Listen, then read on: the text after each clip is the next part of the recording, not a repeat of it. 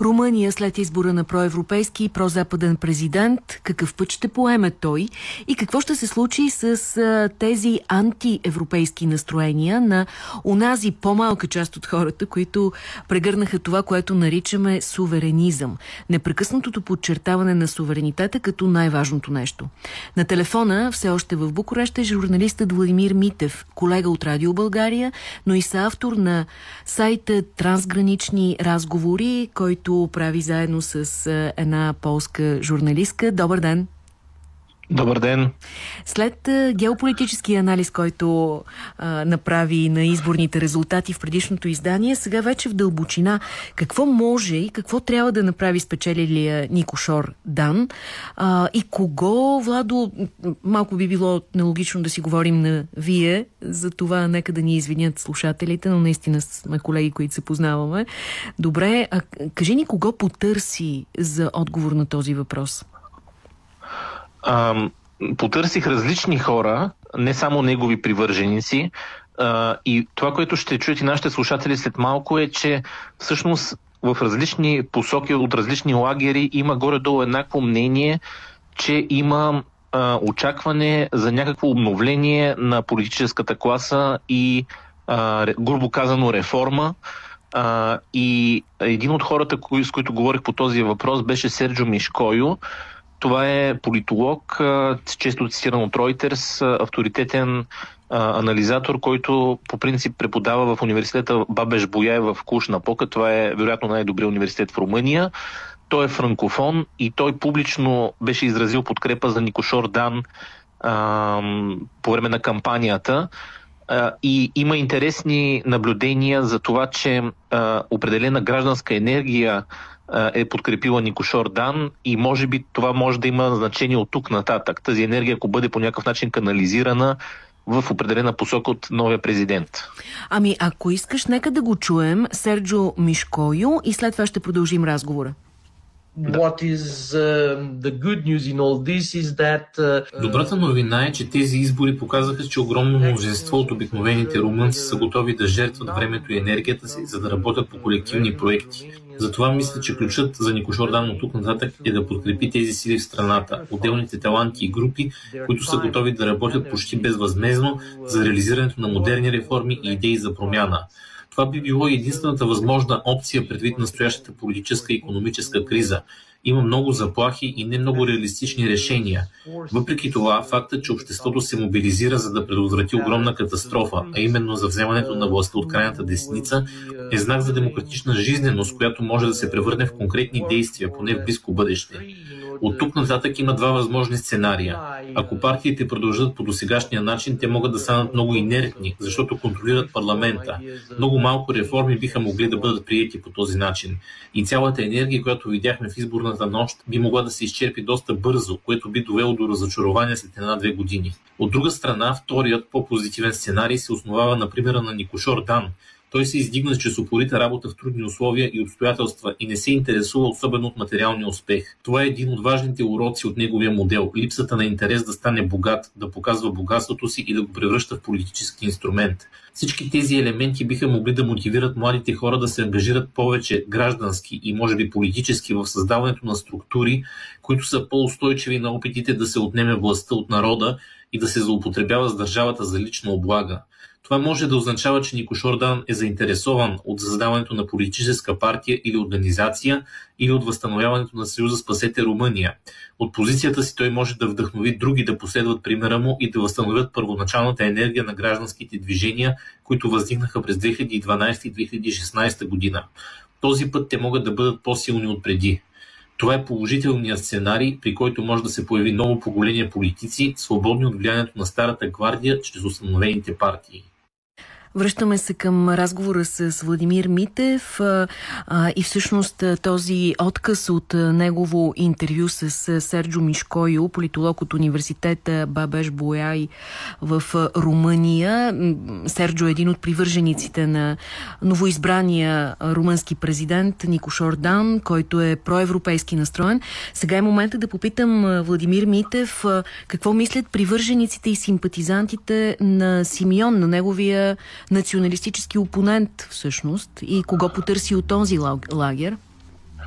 Ами те са скептични, ако съдя по, например, реакциите в социалните мрежи, включително на това интервю с Серджо Мишкойло, което току-що отказ, от което чухме. Самия Симеон тръби, че по някакъв начин Франция е повлияла на румънските избори и затова иска тяхното анулиране, така иначе ще видим как ще развие това. Но аз потърсих един човек, който е и доста интелигентен, интелектуален от старото поколение. Той самия не харесва термина суверенист, така че той самия не би искал да бъде считан точно като представител на тази тенденция, но в различни посоки той споделя разбирания, които и в суверенистския лагер ги има. Например, той търси и смята, че Румъния трябва да се ориентира към американската администрация на републиканците в момента и освен това той в миналото е имал изказвания, които относно войната в Украйна, които бяха интерпретирани като проруски. Така че това е Андрей Марга. Това е бивш външен министър и министър на образованието, бивш директор на Румънския културен институт, както и бивш ректор на университета Бабеш Бояй. Т.е. друг човек, свързан с Клуш Напока. Андрей Марга мисля, че е интересно като наблюдение и може да изненадва някой, но той направи почти същия анализ за проблемите, които Румъния има днес и от друга страна за решенията. И той също като Серджо Мишкойло очаква гражданската енергия по някакъв начин да обнови партиите, тъй като партиите в момента в Румъния са в криза и предлагам, ако искате да го чуем. Нека да чуем Андрей Марга, бивш ректор на университета Бабеш Бояй и бивш външен министър на Румъния, който е на страната на националистическия кандидат Симеон. Румъния е o țară cu un potențial foarte bun. Румъния има голям потенциал, но и проблем с лошото управление. Сега виждаме, че партиите, които доведоха Румъния до настоящата криза, искат отново да управляват след президентските избори, като сформират ново правителство. Аз съм притеснен от недоволството около нас, което е голямо. В Румъния днес имаме 3 проблема, които трябва да бъдат решени. Първо, правителствата, които са били през последните години, са назначавали хора в административния апарат, за да задоволят интересите на различни групи и за да събират гласове.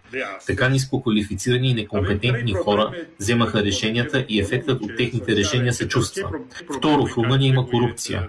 С нея не може да се продължава повече, освен ако управляващите не искат отново да загубят. Трето, в обществото цари лъжа. Споменах вече, че досегашните партии искат да продължат да управляват. Това според мен е рисковано, защото тези 3 проблема не са решени. Румънските избиратели отхвърлиха кандидатите на класическите партии на президентските избори.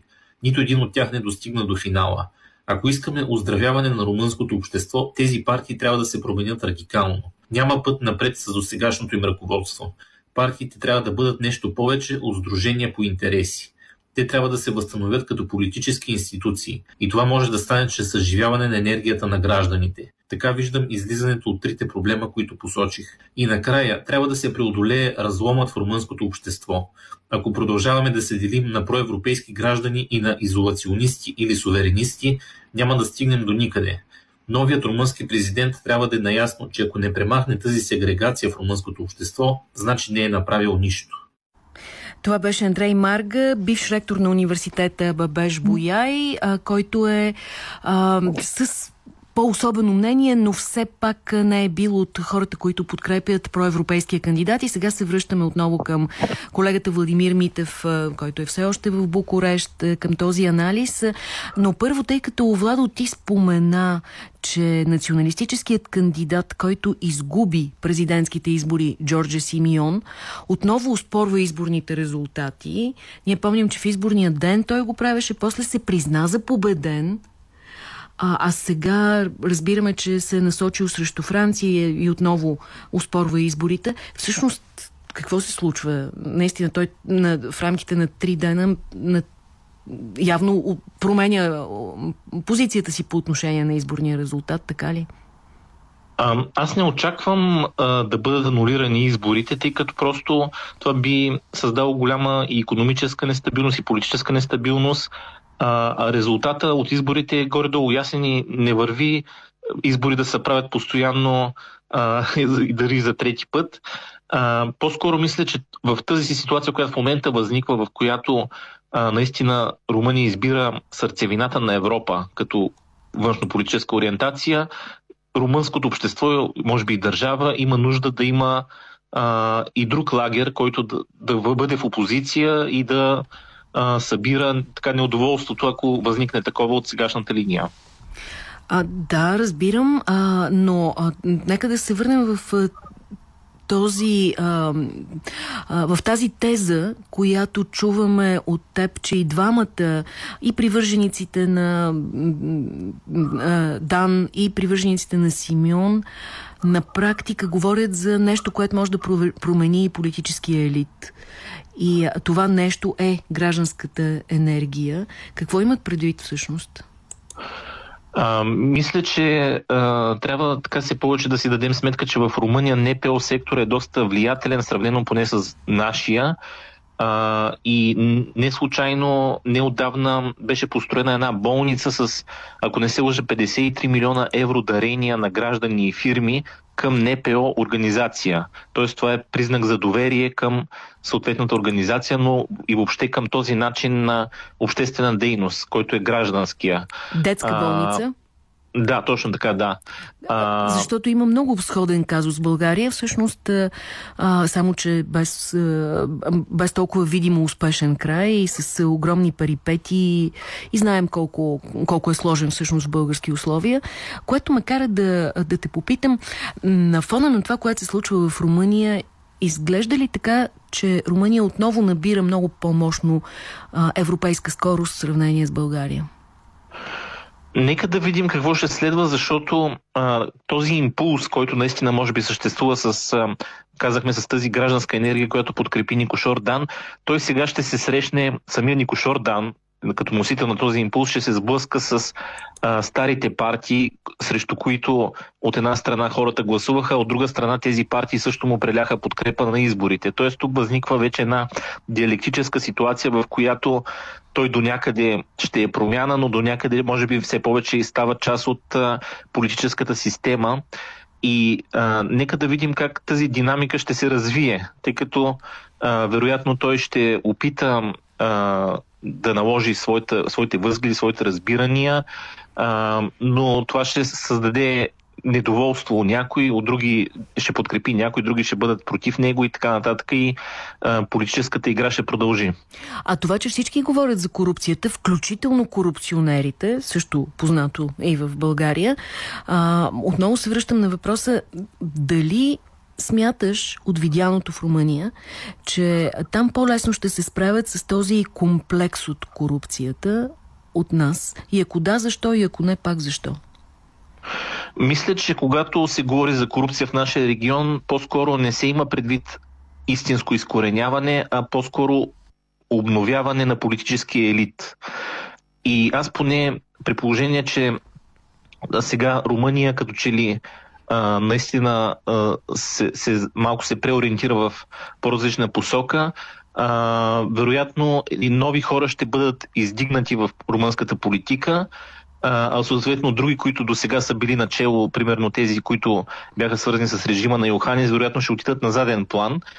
И това вероятно трябва по някакъв начин да се изиграе включително институционално. И аз поне в този смисъл разбирам борбата с корупцията на този етап, тъй като в Румъния по принцип, след като имаше една златна ера по времето на Лаура Кьовеши, беше решено да бъде спряна, озаптена или силно отслабена тази борба с корупцията.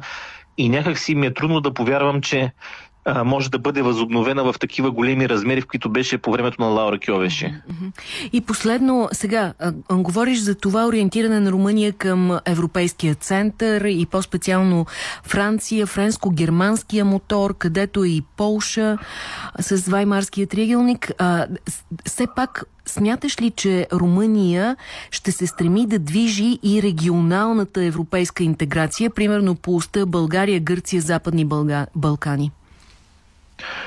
Мисля, че Румъния има по принцип, нейните елити имат амбиции да са регионален лидер, но те ще могат да движат само там тези посоки и тези отношения, в които има взаимност. И за това бих цитирал един друг мой събеседник от тези дни, Юлиан Мареш, който е местен окръжен съветник в Румъния от Национално-либералната партия. Той развива отношения с Югоизточна Европа и той каза, че сега, след като Румъния се определила, трябва да видим в каква посока ще се определят другите страни и кой въобще ще се определи в този вектор, който и Румъния избира. И според това ще се види с кого ще взаимодейства Румъния и кой ще минава през Румъния, за да прави нещо. Благодаря. Владимир Митев, а целите интервюта с Серджо Мишкойо, политолога от университета Бабеш Бояй, публичен привърженик на Никошор Дан, и интервюто с Андрей Марга, бившия ректор на същия университет и бивш външен министър, който поддържаше загубилият кандидат на националистите Джорджи Симеон, на страниците на блога на Владимир Митев. Още веднъж благодаря за включването.